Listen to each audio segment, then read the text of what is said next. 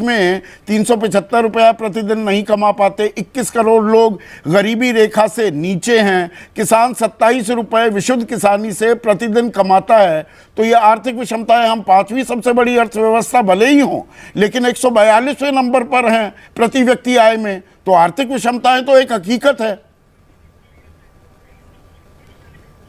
अबे जल्दी बोल।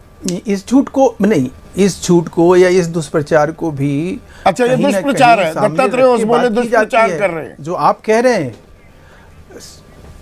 नहीं, ये सामने उन्होंने कभी इस तरह की बातें नहीं कही। जो आप बात कह रहे हैं कि विषमता की बात जो वो कह रहे हैं, उन्होंने ये बात कही कि हमारी जो स्थिति परिस्थिति थी उन सब चीजों से बाहर निकलने का काम हम बदस्तूर जारी रखे हुए हैं। अच्छा उन्होंने नहीं कहा 23 करोड़ लोग 375 रुपए प्रतिदिन नहीं कमा पाते, 21 करोड़ लोग गरीबी रेखा से नीचे। भाई आज अगर आप अगर दत्तात्रेय जी के दत्ता जी के अगर बात के ऊपर बहस करना चाहेंगे, उसके ऊपर सारे फैक्ट के साथ मैं बैठूंगा और आपको बताऊंगा। निकाल लीजिएगा पिछले साल लगातार अगस्त नहीं है, आज सितंबर अक्टूबर में ये बयान है, दर्जनों मिल जाएंगे। मैं आज आपको फिर कहूंगा कि आज जो आप सवाल, आज जो यक्ष प्रश्न है, आप 2024 की लोकसभा चुनाव लड़ने की जो बात है, आज जो ये फड़फड़ाहट और अकुलाहट है, ये कहाँ बढ़ेगी? ये बेचैनी किसके अंदर पैदा करने वाली है? जो आपने अभी सवाल रखे आलोक शर्मा जी, उससे वो जय हिंद दोस्तों, स्वागत है आपका अपने यूट्यूब चैनल में। एक बार फिर से मैं हाजिर हूँ एक तड़कता भड़कते न्यूज़ डिबेट लेके। तो बहुत इंटरेस्टिंग डिबेट होने वाली है आज की। वीडियो पूरा देना, बिल्कुल भी स्किप मत करना, तो बहुत मजा आने वाला है। चलो वीडियो देख लेते हैं, बाद में वीडियो के बारे में हम बात करेंगे। भले ही हो लेकिन 142वें नंबर पर हैं प्रति व्यक्ति आय में, तो आर्थिक विषमताएं तो एक हकीकत है। अबे जल्दी बोल। इस झूठ को नहीं, इस झूठ को या इस दुष्प्रचार को भी, अच्छा ये दुष्प्रचार है, दत्तात्रेय ओस बोले दुष्प्रचार कर रहे हैं जो आप कह रहे हैं। नहीं, ये सामने उन्होंने कभी इस तरह की बातें नहीं कही। जो आप बात कह रहे हैं कि विषमता की बात जो वो कह रहे हैं, उन्होंने ये बात कही कि हमारी जो स्थिति परिस्थिति थी उन सब चीजों से बाहर निकलने का काम हम बदस्तूर जारी रखे हुए हैं। अच्छा उन्होंने नहीं कहा 23 करोड़ लोग 375 रुपए प्रतिदिन नहीं कमा पाते, 21 करोड़ लोग गरीबी रेखा से नीचे। भाई आज अगर आप अगर दत्तात्रेय जी के दत्ता जी के अगर बात के ऊपर बहस करना चाहेंगे, उसके ऊपर सारे फैक्ट के साथ मैं बैठूंगा और आपको बताऊंगा। निकाल लीजिएगा पिछले साल लगातार अगस्त नहीं है, आज सितंबर अक्टूबर में ये बयान है, दर्जनों मिल जाएंगे। मैं आज आपको फिर कहूंगा कि आज जो आप सवाल, आज जो यक्ष प्रश्न है, आप 2024 की लोकसभा चुनाव लड़ने की जो बात है, आज जो ये फड़फड़ाहट और अकुलाहट है, ये कहाँ बढ़ेगी? ये बेचैनी किसके अंदर पैदा करने वाली है? जो आपने अभी सवाल रखे आलोक शर्मा जी, उससे वो कन्नी काट गए। ममता बनर्जी क्या जवाब देंगी? हेमंत सोरेन से क्या पूछा जाएगा? तो सवाल यह है कि आप अपने घटक अखिलेश यादव को आप क्या कह के उत्तर प्रदेश में उनका साथ लेंगे? किस तरह से आप आगे बढ़ेंगे? ये कौन सी न्याय यात्रा है? जो क्या अनुराग ठाकुर जी ने क्या गलत कहा? वर्ल्ड के, विश्व के सबसे बड़े नरसंहार का न्याय आपने किया ही नहीं। जिन्होंने नरसंहार किया, गुजरात दंगे भी उसमें शुमार हैं। गुजरात दंगा भी कोई छोटा दंगा नहीं था। नहीं 84 का दंगा याद होता है, 2002 का भूल जाते। सुन लीजिए, जवाब सुन लीजिए। हाँ। जवाब सुन लो। अरे मेरे भाई, मैं उसका जवाब 10 साल थे ना आप सरकार में, मनमोहन सिंह की सरकार चली 2004 से लेकर 2014 तक, कर लेते ना इंसाफ। कौन मना करने जा रहा था? लेकिन कम से कम देश के साथ न्याय के नाम पर, कभी जोड़ों के नाम पर, कभी किसान के नाम पर, कभी खाट के नाम पर, कभी चौपाल के नाम पर, राहुल गांधी भारतीय जनता पार्टी के अच्छा किसान की आपने बात की, जनमानस जब देश के उपराष्ट्रपति कहते हैं किसानों का अपमान कर दिया, जाटों का अपमान कर दिया, उनकी जब मिमिक्री की जाती है और ये आखिरकार WFI को सस्पेंड करना पड़ा, कोई संन्यास ले रहा है, कोई अपना पद्मश्री वापस कर रहा है, कोई खेल रत्न अवार्ड वापस कर रहा है, या किसान 378 दिन बैठे रहे, तब अपमान सम्मान की बात। मतलब सब आपके चश्मे से जो सही दिखता है वही सही है, क्या ये माना जाए? महेश वर्मा क्या बात कर रहे हो आप? नहीं संदीप भाई, नहीं संदीप भाई, फिर तो इंसाफ नहीं होगा ना। देश देख रहा है। हाँ बिल्कुल देख रहा है। अपमान क्या हुआ? नहीं, अपमान और सम्मान नहीं, अपमान, लोकतंत्र में अपमान और सम्मान आप किसको कहते हैं?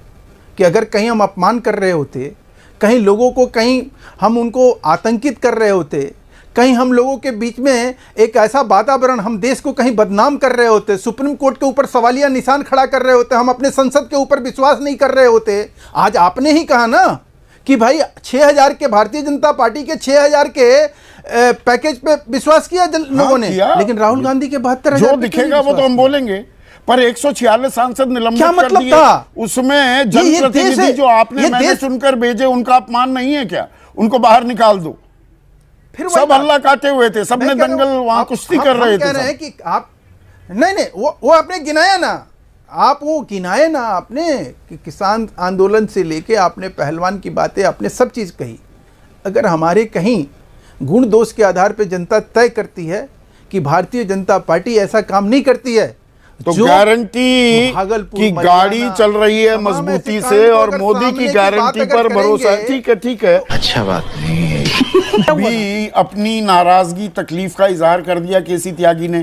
कॉस करेक्शन करती है कांग्रेस, सबको साथ अरे बुलाती ये है। पिछली बार की रही थी यात्रा, 8 पार्टियां गई, 28 है ना इनके पास, कितनी है पता नहीं, 23 है, 28 है। हाँ, तो 8 गई थी इनके, उसमें मैंने लिस्ट बना ली है। तब इंडिया गठबंधन बना नहीं था। अरे ना बने, अरे तो कोऑर्डिनेशन है आपका, किससे बातचीत है? अरे आपके 40 कौन से हैं, उनका नाम पता है आपको? हाँ, हमारी बहस कर लो या पहले उनकी कर लो, एक के कर लो पहले तो। मैं तो दोनों से सवाल पूछूंगा। शाबाश बेटा, बहुत बढ़िया मुन्ना। भारत जोड़ो यात्रा को भी मैं राजनीतिक कार्यक्रम मानता था, यह भी राजनीतिक कार्यक्रम, और सारी यात्राएं उसका कहीं असर भी दिखे, कहीं नहीं भी कहीं नहीं दिखे। जो अभी ये त्यागी जी ने जितनी यात्राएं गिनाई, वो छोड़ दीजिए, मोहम्मद साहब की मक्का वाली या जो, वो सब राजनीतिक यात्राएं थी। हाँ। शंकराचार्य की यात्रा आप छोड़ दीजिए, वो अलग तरह की यात्रा थी। तो ये राजनीतिक आयोजन है, और कांग्रेस पार्टी इस बात को मान रही है, जो भी आलोक शर्मा ने भी कहा कि न्याय योजना ये लाए थे मैनिफेस्टो में अपने चुनाव घोषणा पत्र में, और चुनाव चल रहे थे, तो वाकई नीचे तक नहीं पहुंचा पाए लोग।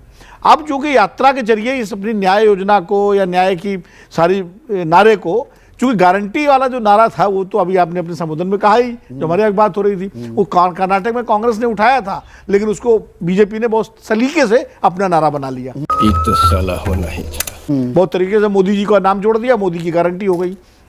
तो अब दूसरा एक नैरेटिव चाहिए, दूसरा नारा चाहिए, एक स्लोगन चाहिए, तो न्याय, तो मोदी की गारंटी और राहुल का न्याय, आप इसको ऐसे भी देख सकते हैं कि ये उनके बीच में जो होगा। अब जब ये 20 मार्च की यात्रा कल्मिनेट करेगी, तब तक चुनाव में देश चुनाव का दौर घोषणा हो चुकी होगी और प्रक्रिया शुरू हो चुकी है।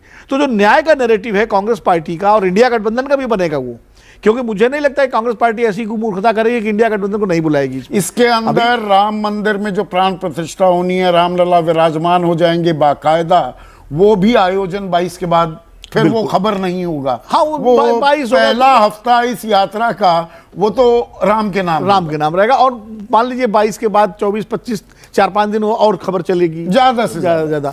लेकिन उसके बाद फिर यात्रा चलेगी, उधर चुनाव की घोषणा का टाइम आ जाएगा, और ये चीजें चलेंगी।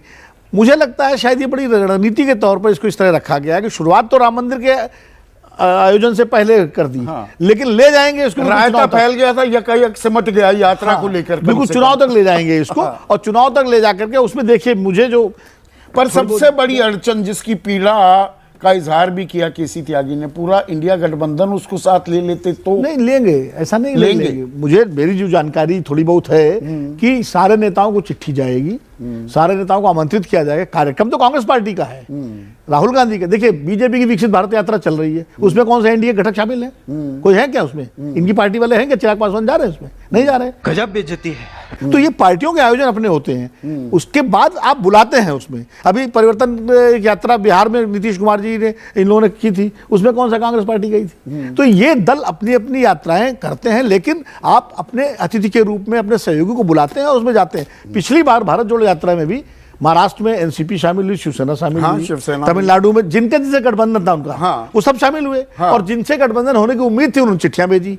भाई राष्ट्रीय लोकदल के तो कार्यकर्ता पश्चिमी उत्तर प्रदेश में पूरी यात्रा को उन्होंने आगे बढ़ाया, और बाकायदा एलानिया कह रहे थे कि हमें जयंत चौधरी जी ने कहा है कि यात्रा को सफल करो। तो ऐसा एकदम से जो है निराशा वादी वातावरण बनाना कि इंडिया गठबंधन छूट गया पीछे और ये कांग्रेस एक्स पार्टी, ऐसा फैक्टर नहीं हो है। सकता है विपक्ष के लिए, ये यात्रा एक्स फैक्टर हो सकती है। मुझे लगता है कि अगर इस यात्रा को कांग्रेस पार्टी ने ढंग से चलाया और सहयोगी दलों को शामिल किया, जैसे बिहार में मान लीजिए नीतीश जी, लालू जी शामिल होते हैं, ममता अब होती हैं, बंगाल में ममता ही अखिलेश शामिल होते होती है, हैं। इस तरह अगर अलग अलग राज्य में उनके कार्यकर्ता, तो निश्चित रूप से इस यात्रा का फायदा इंडिया गठबंधन को मिल सकता है। और देखिए एक फर्क है, भारत जोड़ो यात्रा 30 जनवरी को समाप्त हो गई, चुनाव आपके होते हैं नवंबर में उन राज्यों में, तो असर खत्म हो जाता है, असर खत्म हो जाता है। मजा आया। तो साथियों, अगले साल अगले महीने भारतीय राजनीति के परिप्रेक्ष्य से काफी बड़ा होने बहुत ही ज़्यादा इंटरेस्टिंग वीडियो थी फ्रेंड्स। संदीप चौधरी जब भी डिबेट करते हैं तो बहुत अच्छी डिबेट करते हैं, बहुत अच्छे पत्रकार हैं ये और काफ़ी अच्छी तरह से धोते हैं ये बीजेपी प्रवक्ताओं को। तो बहुत अमेजिंग वीडियो थी। आई होप आपको वीडियो पसंद है। अगर आपको वीडियो पसंद है, वीडियो को लाइक करना चाहते हैं, इस टाइप की वीडियो हम आपके लिए और लाए तो हमें सपोर्ट कर सकते हैं। हमें सपोर्ट करने के लिए हमारे चैनल सब्सक्राइब कर सकते हैं। इस वीडियो में पेन करते हैं, नेक्स्ट वीडियो में मिलेंगे किसी नेक्स्ट टॉपिक के साथ। तब तक अपना ढेर सारा ध्यान रखिए। तब तक के लिए जय हिंद, जय भारत।